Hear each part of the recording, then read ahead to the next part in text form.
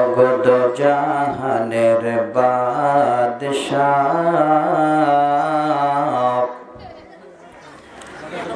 তোমার দয়ার নাই সীমা, তুমি বিচার দিনের শাহানশাহ। করি মোরা তোমার ইবাদত, তোমার কাছে চাই যে মদদ। হেদায়াতের মালিক মোদের, সঠিক পথের দাও দিশা। তোমার দয়ার নাই সীমা, তুমি বিচার দিনের শাহানশাহ। চালাও গো তাদের রাহে, যাদের দিলে দয়ার দান, যাদের প্রতি রাগ করনি, ছুঁইনি যাদের আধার নিশান। তোমার দয়ার নাই সীমা, তুমি বিচার দিনের শাহানশাহ। প্রশংসা তোমারি সবই, অগদ জাহানের বাদশাহ, তোমার দয়ার নাই সীমা, তুমি বিচার দিনের শাহানশাহ। উপস্থিত স্বনামধন্য সুযোগ্য সম্মানিত সভাপতি সাহেব, মঞ্চে উপবিষ্ট কিছু সম্মানী ব্যক্তি, সম্মুখে বসে থাকা আমার সকল হিতাকাঙ্ক্ষী দিনদার ইমানদার ছোট বড় সকল শ্রোতা মণ্ডলী, পর্দার আড়ালে বসে থাকা পর্দানাসীনা অবলা সরলা মা খালা বোন ও বোনান্নেরা, সর্বাগ্রে সে রব্বুল আলামিনের দরবারে শুকরিয়া জ্ঞাপন করি যে আল্লাহর আদেশে আমরা সকলে বসে আলেম ওলামাদের মুখে আল্লাহর কোরআন এবং নবীর অমৃত বাণী শোনার সুযোগ পেয়েছি। সে আল্লাহর দরবারে আমরা তিনার বান্দা হয়ে একবার তিনার শুকরিয়া আদায় করি। সকলে মিলে উচ্চস্বরে একবার পড়ি আলহামদুলিল্লাহ। দরুদ ও সালাম অবতীর্ণ হোক নবী কুলের শিরোমণি মা আমিনার দুলাল নবী মুহাম্মদ রাসূলুল্লাহ সাল্লাল্লাহু আলাইহি ওয়াসাল্লামের উপর শত কোটি শান্তির ধারা বর্ষিত হোক। আল্লাহুম্মা আমিন। আল্লাহুম্মা সাল্লি আলাইহি, আল্লাহুম্মা বারিক আলাইহি। ব্রাদার ইন ইসলাম, মালদা ডিস্ট্রিক্টে যত প্রোগ্রাম হলো, আজকের প্রোগ্রামটা সত্যিতেই আমার ওস্তাদুল মোকাররম এমন সুন্দর করে সাজিয়েছেন, মনে হচ্ছে সমস্ত জালসার থেকে আজকে একটা ঐতিহাসিক জালসা। উনি শুরু থেকে কিছু কথা বলেছেন মানুষকে, যে আমরা সকলের সময় বেঁধে দিয়েছি, খুব বেশি রাত করব না, এবং এমন একটা জালসা আজকে হবে কোনো মা বোন রাস্তায় গল্প করবে না, দাঁড়াবে না, আর রাস্তার ধারে কেউ দাঁড়িয়ে কোরআন হাদিস শুনবে না, হয় বসবে না হলে বাড়ি যাবে। খুব ভালো লেগেছে কথাটা আমাকে। সব জায়গায় তো আমরা জালসা নামে শুধু গুনার পাহাড় করি, তো আজকে এই সময়টুকু আমি আপনাদের কাছে পেয়েছি বড় আশা নিয়ে। আলহামদুলিল্লাহ, আল্লাহর কাছে লাখো শুকরিয়া আদায় করছি যে আপনারা কোরআন শুনবেন, হাদিস শুনবেন, তাই সুন্দর বাড়িঘর বিছানা ছেড়ে এই ঠান্ডার মৌসুমে কিন্তু আপনারা বসে আছেন। তো ভাইরা আমার, আমি আপনাদের কাছে আল্লাহর কোরআন সূরা শুআরা আয়াত নাম্বার 61 ছোট্ট করে একটি আয়াত পড়লাম। সহিহ বুখারীর একটি মাত্র হাদিস, 5295 নম্বর হাদিস আমি আপনাদের সামনে উল্লেখ করলাম। সময় হলো 1.5 ঘন্টা। তো আজকে এই 1.5 ঘন্টায় কতটুকু কথা বলা যাবে বা কতগুলো বলা যাবে, 1 মিনিট আমি একটা সময় আপনাদের দিচ্ছি। আমার ওস্তাদুল মুকাররম যিনি বসেছিলেন, মিল্লি সাহেব, খুব বেশি দিন পাইনি, আমাদের নসিব খারাপ। আমাদের আবু দাউদ প্রথম খণ্ড পড়াচ্ছিলেন। তো উনি একটা হাদিস আমাদের বুঝাতে গিয়ে প্রায় 4 থেকে 5 দিন পড়িয়েছিলেন, একটা ছোট হাদিস। তো একটা হাদিস পড়তে গিয়ে যদি 4 দিন বা 5 দিন দার্সে আমাদের বসতে হয় আধা ঘন্টা করে, এবার আমরা অনেকগুলো কোরআন হাদিসের আলোচনা শুনবো, তাহলে নিশ্চয়ই আমাদের শুধু খুব তাড়াহুড়া করে কিছু কথা শুনে যেতে হবে। তো ভাইরা আমার, আমি আমার ওস্তাদের কথা ফেলতে পারিনি।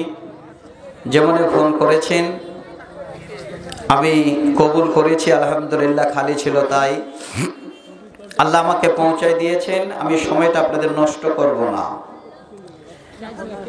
আজকে এই পৃথিবীর বুকে যত আমরা আল্লাহর মাখলুক আছি, আমাদের সকলের একজন মালিক আছেন। বলুন ঠিক না ভুল বললাম? একজন না আরো আছে? ভাই একটু কথা বলা যাবে না? একজনে তো। এবার পৃথিবীর বুকে আমরা যেখানে যাব, যেখানে উঠবো, যেখানে খাবো, যা যাবতীয় করব, সমস্ত দায়িত্ব কিন্তু একজনেই বহন করেন। আপনি হাজার চেষ্টা করেন, উনি যদি আপনার আহার বন্ধ করে দেন, আপনার খাবার মুখে নিয়ে আসছেন, আল্লাহ বলছে এই খাবারটা আমি তোমাকে দেব না, সেখান থেকে আল্লাহ ফিরিয়ে নেবেন, আপনাদের মুখে যাবে না। এত বড় তিনি মালিক। সেই মালিককে আমরা কিভাবে আমাদের এই হৃদয় দিয়ে, অন্তর দিয়ে মানব? সেই মালিকের সব কিছুই জমিনে তিনি সব কিছু আমাদের দিয়েছেন বা দিয়ে থাকেন, এটা আমরা মানব কি করে? আল্লাহ বলছেন, বান্দা, এইটুকু যদি তোমরা কেউ নিতে চাও, বুঝতে চাও, তাহলে আমি আল্লাহ আমার জবান থেকে বলেছি পবিত্র কোরআনে সূরা নাহাল আয়াত নাম্বার 99 শেষ অংশে আল্লাহ বলছেন কি? আল্লাহ পাক বলেন, আল্লাযীনা আমানু ওয়া আলা রাব্বিহিম ইয়াতাওয়াক্কালুন। আল্লাহ বলেন, বান্দা, যারা আমার উপরে ঈমান আনে এবং পৃথিবীর যা যাবতীয় সব কিছু আমার উপরে নির্ভর করে, আল্লাহ বলেন, বান্দারে, আমি আল্লাহ ওই সমস্ত বান্দাদের কোনো দিনে যেন তাদের কাছ থেকে আমি দূরে থাকি না। তারা যখন আমার উপরে ঈমান রেখে আমার উপরে নির্ভর করে জীবন যাপন করে, আমি আল্লাহ তাদের যা প্রয়োজন সেটাই তাদের আমি সামনে দিই। তাহলে আমাদের 1 নম্বরে আগে এই বিশ্বাসটা আনা দরকার যে আল্লাহ এক, তিনি ছাড়া আর কেউ নেই, তিনি সব কিছু আমাদের দিতে পারেন। আরেকটা আয়াত শোনাচ্ছি, সেই সূরা নাহাল সূরা আয়াত নাম্বার 82, সেই সূরাটাই সূরা আনকাবুতে আবার এসেছে আয়াত নাম্বার 92। সেই জায়গায় আল্লাহ আবার বলছেন, বান্দা আমার জগতে চলতে গিয়ে হয়তো আমি খাবার দিচ্ছি, সব কিছু দিচ্ছি, সাময়িকের জন্য তোমাদের একটু কষ্ট হচ্ছে, সে হতেই পারে। অনেক কষ্ট আমাদের জীবনে আসে। আল্লাহ পাক বলেন, আল্লাযীনা সাবারু ওয়া আলা রাব্বিহিম ইয়াতাওয়াক্কালুন। আল্লাহ বলেন যে বান্দারা আমার এই জমিনে চলতে গিয়ে তার জীবনের কষ্ট, তার সেই সমস্ত দুঃখগুলোকে মেনে নেয় এবং সম্পূর্ণটাই তারা আমার উপরে নির্ভর করে। আল্লাহ বলেন, বান্দা আমি তোমাদের জন্য সদা সর্বদা সমস্ত রকমের আমার তরফ থেকে আহারের ব্যবস্থা রেখেছি। দুটো শব্দ বললাম, একটা আমানু আর একটা হলো সাবারু। যারা ঈমান আনে, যদি কষ্ট হয় তাহলে আমাদের ধৈর্য ধরতে হয়, আর যদি ধৈর্য ধরে নিতে পারি তাহলে আল্লাহ পাকের কাছে অনেক বড় উপহার আছে। এবার আল্লাহ এর মাধ্যম দিয়ে আমাদের যে সমস্ত রকমের ব্যবস্থা করেছেন জগতে, একটা এক্সাম্পল আপনাদের সামনে তুলে দিচ্ছি। সহি সনাদে সহি হাদিস, তিরমিজি শরীফে হাদিসটা এসেছে,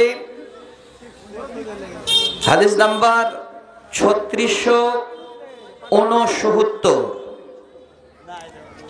আল্লাহর নবী বলছেন, ইবনে ওমর ইবনুল খাত্তাব রাদিয়াল্লাহু তাআলা আনহু হাদিসের রাবী, নবীজি বলেন, লাউ আন্নাকুম কুনতুম তাওয়াক্কালুনা আলাল্লাহি হাক্কা তাওয়াক্কুলিহি লা রুজিকতুম কামা ইরজাকুত তায়রু তাকদু খিমাসান ওয়া তারুহু বিতানা। এই হাদিসটা আপনাদের কেন শোনাচ্ছি গো দিনী ভাই? যারা আমরা বসে আছি আমানো, যে বান্দারা আমরা বসে আছি সাবারু, আর আল্লাহর উপরে জীবনের সব কিছু নির্ভর করে চলে, সেই কথা দুটোকে আল্লাহর নবী বুঝাবার জন্য তিনার জবানে এবার উম্মতের কাছে এই উপহার দিয়ে গেলেন। নবীজি বলেন, ওরে উম্মত, লাউ আন্নাকুম কুনতুম তাওয়াক্কালুনা আলাল্লাহি হাক্কা তাওয়াক্কুলিহি, যদি তোমরা সেই মালিকের উপরে, সেই স্রষ্টার উপরে এই রকমের একদম 100% নির্ভর করে সেই মালিককে তোমরা বিশ্বাস করে নাও, যার মধ্যে কিঞ্চিত পরিমাণ তোমাদের কোনো আর সন্দেহ থাকে না। নবী বলেন, উম্মত, তোমাদের আহারের ব্যবস্থা আল্লাহর হাতে কেমন? লা রুজিকতুম কামা ইরজাকুত তায়রু, যেমন পৃথিবীর বুকে আল্লাহ প্রাণীদের, পাখিদের আহার দিয়ে থাকেন। হে বন্ধু, হে দিনী ভাই, আল্লাহ রুজি কেমন দেন একবার লক্ষ্য করে দেখবেন। সকাল যখন হয়, তাকদু খিমাসান ওয়া তারুহু বিতানা, সকাল বেলায় ওই পাখিগুলিন বাসা থেকে দানা দুটো মেল করে দিয়ে সেই মালিকের উপরে, সে আল্লাহর উপরে ভরসা করে বেরিয়ে যায়। যেখানে আল্লাহ রুজির ব্যবস্থা রেখেছেন সেখানে গিয়ে সেই আল্লাহর মাখলুক পৌঁছে যায়। সারা দিন চলার পরে এবার সন্ধ্যায় যখন আবার তারা বাসায় ফিরে আসে, নবীজি বলেন একটাও পাখি কোনোদিন তারা খালি পেটে বাসায় ফিরে না। আল্লাহ পাক এই শব্দটাই বলছেন, বান্দা আয় আমার কাছে বিশ্বাস নিয়ে আয়, আমি আল্লাহ সব তোমাদের দেওয়ার জন্য তৈরি আছি, যা প্রয়োজন। বিশাল বিপদে পড়ে গেছো বান্দা, আমাকে স্মরণ করছো যে আমি ছাড়া কেউ নেই, আমি সমস্ত ভালো মন্দর মালিক, আমি আল্লাহ তোমাদের সুন্দর করে সেখান থেকে বাঁচিয়ে দেব। একটা এক্সাম্পল, একটা উদাহরণ দিচ্ছি আপনাদের সামনে। সহিহ বুখারীর হাদিস, আল্লাহর নবী জনাবে মুহাম্মদ রাসূলুল্লাহ সাল্লাল্লাহু আলাইহি ওয়াসাল্লাম যেদিন তিনার জন্মভূমি ছেড়ে, মায়ার জায়গা ছেড়ে, দুশমনদের অত্যাচারে এবার মদিনার বুকে পাড়ি দিচ্ছেন, এমন সময় আল্লাহর নবী সেই জায়গা ছেড়ে হযরত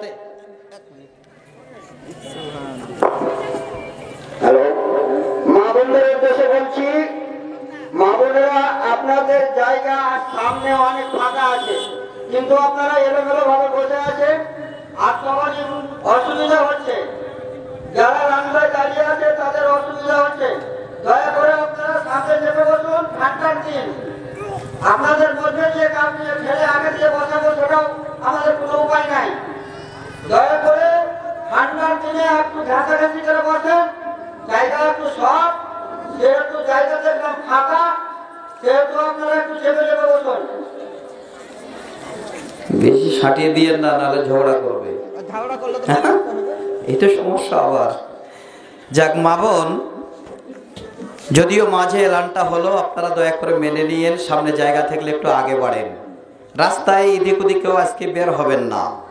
সত্যি আমি যখন থেকে এসেছি এলানটা শুনে খুব ভালো লেগেছে। আজকে আমাকে রাস্তায় কোনো ছেলেমেয়ের ভিড় নাই, হ্যাঁ এরকমের কোনো সমস্যা নেই। আর কিছু জালসা কমিটির যে যুবকদের দেখছি খুব একদম এত কন্ট্রোল করছে জালসাকে, ওনারা যেমনই ফোন পাচ্ছে তেমনই কিন্তু সেভাবে করছেন, এটাই জরুরি আমাদের। তো মা বোন একটু খালি ধৈর্য ধরেন, আমি যে আলোচনাগুলো করছি আশা করি আপনারা এখান থেকে অনেক ফল পাবেন। তো আল্লাহ রাসূল এবার জন্মভূমি ছেড়ে চলে যাচ্ছেন মদিনায়। ইতিমধ্যে রাস্তায় যেতে গিয়ে আল্লাহ রাসূল 3 দিন এই মুশরিক বেদিনদের জন্য লুকিয়েছিলেন। শেষ সময় এবার আর রাস্তা চলবে, দিন হয়ে যাচ্ছে, খবর পেলে আল্লাহ রাসূলের বিপদ হবে। হযরতে আবু বকর আল্লাহ রাসূলকে বলছেন, নবী গো, আজকে আমরা এই সময়টা সুন্দর করে কোন এক জায়গায় আশ্রয় নিই। জায়গাটা যারা হজ করেছেন দেখে এসেছেন, জায়গাটার নাম হলো গারে সওর। সেখানে আল্লাহ রাসূল হযরতে আবু বকর 2 জন মিলে সুন্দর করে বসে আছেন। আর ইতিমধ্যে যখন আল্লাহ রাসূলের ঘর বাড়ি ঘেরাও হলো, খবর পেল যে আল্লাহ রাসূল পালিয়ে গেছেন, তাড়াতাড়ি করে এলান করে দিল, যেখানেই পাও, যে অবস্থায় পাও, সেই নবী মুহাম্মদ সাল্লাল্লাহু আলাইহি ওয়াসাল্লামকে তোমরা যদি ধরে আনতে পারো তাহলে বড় একটা লাল উট তোমাদের ইনাম দেওয়া হবে। হে ইমানদার বান্দা, হে ভাই, হে বাপ, আমি কেন আপনাদের এইটুকু কথা আগে বললাম? ভাইজানেরা আমার, আল্লাহর নবী হযরতে আবু বকর 2 জন মিলে বার সেই গর্তের ভিতরে, চারিদিকে এলান হয়ে গেল মুহাম্মদ বিন আব্দুল্লাহ কোন রাস্তায় পালিয়ে গেছে, যদি তোমরা কেউ ঘেরাও করতে পারো, ধরে আনতে পারো, তাহলে তার জন্য বড় ইনাম। চারিদিকে মুশরিক বেদিনেরা এবার পাগল পারা হয়ে গেছে। ওরে আমার দিনী বন্ধু, আমি আমার যেটা মেন পয়েন্ট সেটা বুঝাবার জন্য বলছি। এবার তারা খোঁজ করতে করতে করতে করতে আল্লাহর নবী হযরতে আবু বকর দুইজন মিলে যেই গর্তের ভিতরে বসে আছেন, যেই জায়গায় ওই দুইজন মিলে সেখানে আরাম করছেন, ওই গর্তের উপরে মুশরিক বেদিনরা তারা গিয়ে এবার খোঁজাখুঁজি শুরু করেছে। হযরত আবু বকর বলেন, وعن أبي بكر رضي الله تعالى عنه قال قلت للنبي صلى الله عليه وسلم لو أن أحدهم نظر تحت قدميه لأبصرنا। হযরত আবু বকর বলেন, আল্লাহর নবী আর আমি দুইজন মিলে ওই গাড়ে সরে আমরা অপেক্ষা করছি, সেখানে বসে আছি। এমন সময় চারিদিক থেকে মুশরিক বেদিনেরা আল্লাহর নবীকে ধরার জন্য ছুটাছুটি করতে করতে আমাদের মাথার উপরে গর্তের মুখে তারা ঘোরাঘুরি শুরু করছে। নবীজি বলেন, আমাকে আবু বকর বলছেন, ওগো আল্লাহর নবী, এমন সময় এমন পর্যায়ে পৌঁছে গেছে গো নবী, একটু যদি তারা নিচের দিকে তাকায়, তাদের পার দিকে তাকায়, আমাদের ধরে নেবেন, আমাদের দেখে নেবেন। লা আবসারানা, সঙ্গে সঙ্গে আমাদের দেখতে পেয়ে যাবেন। এই কথা আল্লাহর নবীকে হযরতে আবু বকর এবার সুন্দর করে বলছেন। নবীজি আবু বকরের দিকে তাকিয়ে বলেন, মা জান্নুকা ইয়া আবু বকর, হে আবু বকর, এ তুমি কেমন কথা বলো? এই কথা কেমন করে তোমার মুখে বের হয় গো আবু বকর? বে ইসনাইনি আল্লাহু সালিসুহুমা। ওগো আবু বকর, এটা কি তোমার বিশ্বাস নাই? এই গর্তের ভিতরে আমরা দুইজন শ্বশুর জামাই শুধু আছি তা নয়, কোনোদিন মনে করো না আমাদের তৃতীয় জন, আমাদের স্রষ্টা, আমাদের আল্লাহ আমাদের সাথে আছে। দেখেন বিশ্বাস, আল্লাহর উপরে এত বড় নির্ভরশীল, যেখানে সামনে গিয়ে তারা হাঁটছে, পার আওয়াজ। হযরত আবু বকর বলছেন, লাউ আন্না আহাদাহুম তাহতা নাজরা, আল্লাহ রাসূল যদি আজকে তারা একটু মাথা নিচু করে আমাদের দেখে ফেলবেন। ওই সময় আল্লাহ রাসূল আবু বকরকে বলছেন, মা জান্নুকা ইয়া আবু বকর, এ কি কথা বলো? এই রকমের কথা তোমার মুখে কেন? নবীজি বলেন, ওগো আবু বকর, এখানে আমরা দুইজন নয়, আমাদের তৃতীয় জন, আমাদের সাথে আমাদের আল্লাহ আছেন। হে দিনী ভাই, হে আমার বন্ধু, ঈমান যদি সরিষার দানা পরিমাণ আপনার থাকে, এই কথাটা যদি জীবনে আপনি মেনে নিতে পারেন যে আল্লাহ যত বড় যা যাবতীয় বিপদ আসুক না কেন, আল্লাহ সেই বিপদের দায়ভার তুমি নিতে পারো, আল্লাহ সেই বিপদ থেকে তুমি আমাদের বাঁচিয়ে দিতে পারো, তাহলে জেনে নেবেন আল্লাহ পাক আপনার আমার মতো বান্দাদের জন্য সেটাই ব্যবস্থা দেবে। বিশ্বাস রাখেন, একটু ভরসা রাখেন। অনেক ভাই, অনেক বন্ধু, আমরা কত আল্লাহ পাক রাব্বুল আলামিনের নারাজ কাজ করি। আমি হাদিস নয়, একটা শুধু খালি আধা মিনিটের গল্প শোনাচ্ছি। এই কয়েকদিন আগে 31শে ডিসেম্বর জেলা জামিয়াতে আহলে হাদিসের ওল্ড আসাম মিলে প্রোগ্রাম হলো। আমি আলহামদুলিল্লাহ প্রায় 20 বছর ধরে যাই। আনোয়ারুল হক ফাইজি ভাই ছিলেন, আমার ভাগিনা আব্দুর রকিব মাদানি ছিলেন, আরো 2, 4, 5, 7 জন আমরা ছিলাম।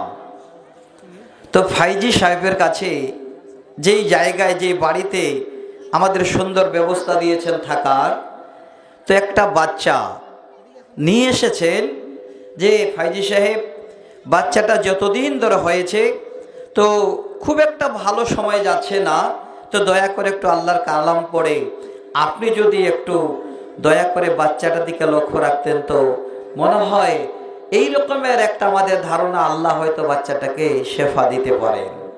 দেখেন ওনার কাছে যখন নিয়ে আসলেন, এবার বাচ্চাটা কাছে এনেছেন তো দেখছেন বাচ্চার হাতে একটা তাবিজ লাগানো আছে। বলে নিয়ে যান। আমি এখানে এক মুহূর্তে কোন রকমের একটাও আল্লাহর কালাম পড়তে পারবো না যতক্ষণ তাবিজটা আপনারা না খোলেন। এত বড় কথা ওনারা শুনে নিলেন, সঙ্গে সঙ্গে বাচ্চার তাবিজটা খুলে দিয়ে এবার ফাইজি সাহেব আল্লাহর কোরআন পড়ে সুন্দর করে বাচ্চাটাকে একটু ফু দিলেন। বন্ধু, আমি আপনাদের কি বোঝাতে চাইলাম, যেখানে আল্লাহ নারাজ হয়ে যাবেন, যে কাজ করতে গেলে আল্লাহ পাক রব্বুল আলামিনের উপরে বিশ্বাস হারিয়ে যাবে, এই কাজ যদি করতে যাই তাহলে আমাদের ভবিষ্যৎ অন্ধকার। আর যদি আল্লাহর উপরে 100% বিশ্বাস রেখে সেই কাজটাকে আমরা করি, জেনে রাখেন আল্লাহর জান্নাত যাওয়ার জন্য আপনাদের এই গ্রামের মানুষ, অর্জুনপুর নাকি গ্রামটা, এই অর্জুনা গ্রামের মানুষ আল্লাহ রসুলের হাদিস মোতাবেক আপনারা ৭০,০০০ উম্মতের মধ্যে পড়ে যাবেন ইনশাআল্লাহ। সহিহ বুখারীর হাদিস।